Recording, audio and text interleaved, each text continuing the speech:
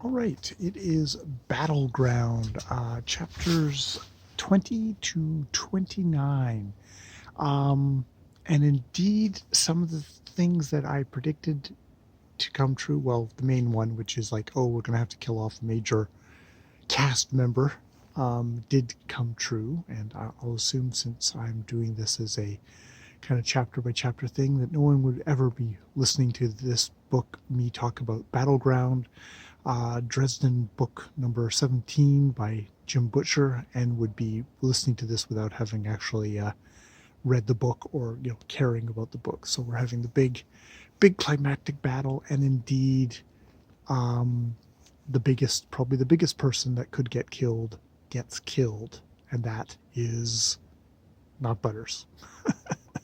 That is Karen Murphy, the woman that the police former now police officer who basically from the very beginning of this series it's been like a will they won't they.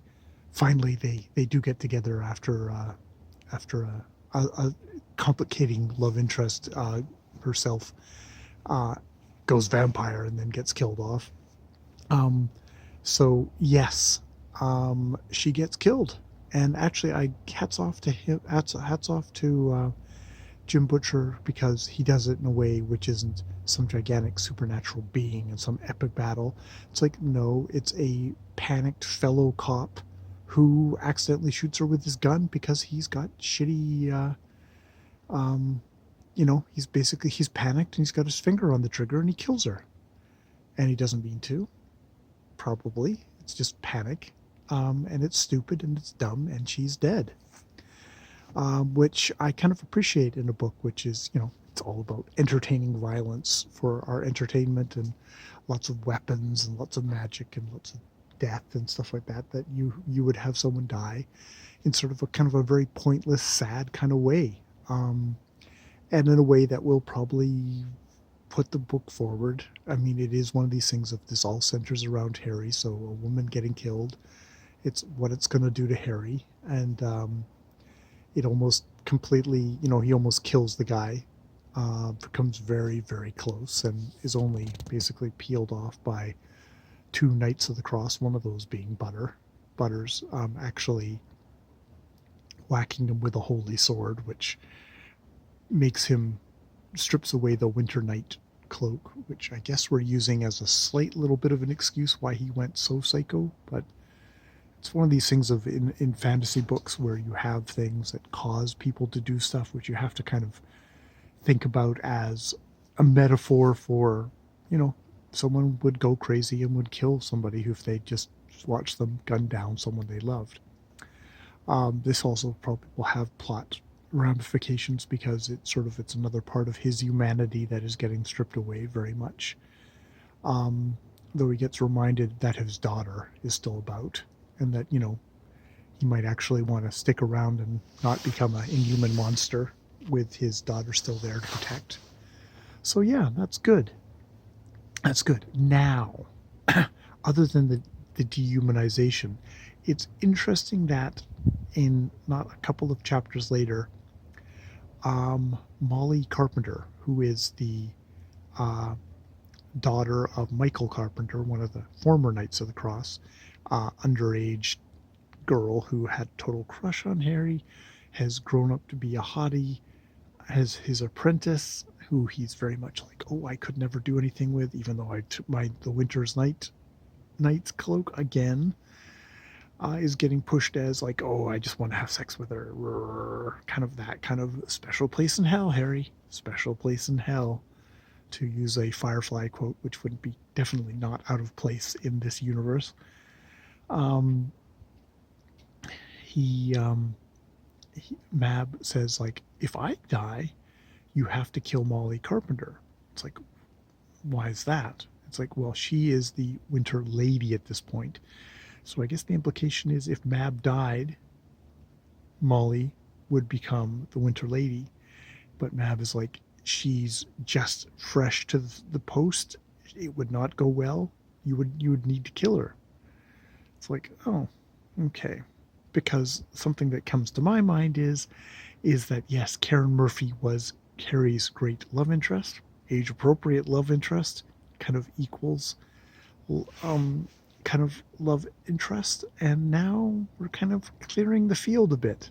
Like Murphy going means that who's going to be lucky contestant number 3 in the Harry romantic partner list, and that would be Molly Carpenter, which would be a special place in hell, Harry. Still plus special place in hell. I don't know. Maybe I'm being too much of a stickler at this point, but it's been a slow creep throughout all this stuff. I don't know how you feel about stuff like this. He's definitely, she's in his 20s. He's definitely a wizard who stays young looking but is older, much older. I don't know. It's one of these dumb things. But it's one of these things of like, yep, George Clooney with a 20-year-old. I don't know. So yeah, we get that. We do get the climactic battle. We're going through, going up against this Titan, and Mab. For a second there, almost looks like she does get killed. She gets a iron rebar through the neck. But they yank that out of her. She's able to get the Titan to use the weapon that takes a while to recharge. Gets her to use it. They come onto the thing. They think they've won. Mab collapses. They think they've won. The big FOMO army charges onto the open field, and which point Molly, the Winter Lady, suddenly materializes with the hunt. The kind of the mythical kind of the hunt thing and big battle. She's been creating her own army all this time. You don't think about, what she's been off doing. No, Harry, Dresden. Jim Butcher is good at kind of like keeping you going. You don't really think about it. At least I didn't think about it that much. And so while that's happening, they've got 60 seconds to get for Harry to get to the Titan and take her down with his will. Basically, Mab has weakened her enough. The eye is is still needs its recharge time. It's what's that? What's the thing with an erection? Your refraction for the refraction time. So, and the Titan is a lady Titan, by the way. Sorry, using erection terms around a lady. But they ride a freaking kind of Cthulhu unicorn that Mab was riding through the army. Get there, and now Harry's gonna be got hit in the thing, hit in the side really badly, but is still doing the thing of I summon you, whatever her name is, Adrana, or something like that, Titan Lady. I summon you, a Titan Lady, and then a third, I summon you, Titan Lady, and that's where we're at. So hey, it is battle, but actually, fairly good.